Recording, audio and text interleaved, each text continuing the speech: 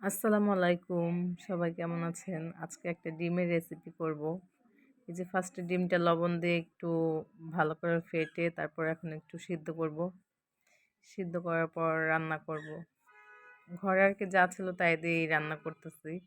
বাজারে যাইনি আজকে। আর এখানে পেঁয়াজ বাটা, আদা রসুন বাটা ছিল, ১ চামচ হলুদ, ধনিয়ার গুঁড়া, হলুদের গুঁড়া আর ১ চামচ মরিচের গুঁড়া দিছি। সিম্পলভাবে শুধু এই ডিমটা রান্না করব। কিন্তু খেতে খুবই মাশাআল্লাহ অনেক মজা হইছে। আমার তো এই তরকারিটা হইলে আর কিছু লাগে না।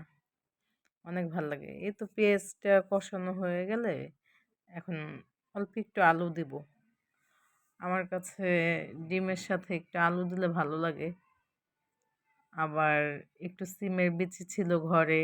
এই সিমের বিচিটাও দিয়ে দিব। অনেকে সিমের বিচি খায় আবার অনেকে খায় না। পছন্দ করে না। আমিও বেশি খাই না, কম খাই। কিন্তু আমার কাছে ভালোই লাগছে, খারাপ লাগে নাই সিমের বিচি। আর এই হচ্ছে সেই সিদ্ধ করা ডিম। এটা কেটে টুকরা টুকরা করে কেটে এখন এই যে দিয়ে দিলাম।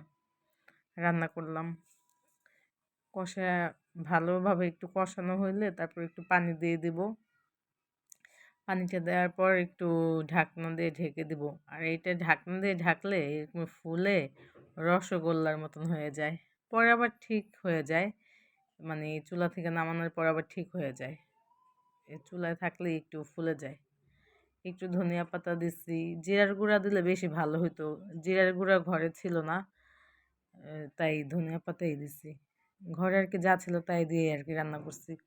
এই যে আমার ফাইনাল লুকটা কেমন হয়েছে সবাই বলবেন।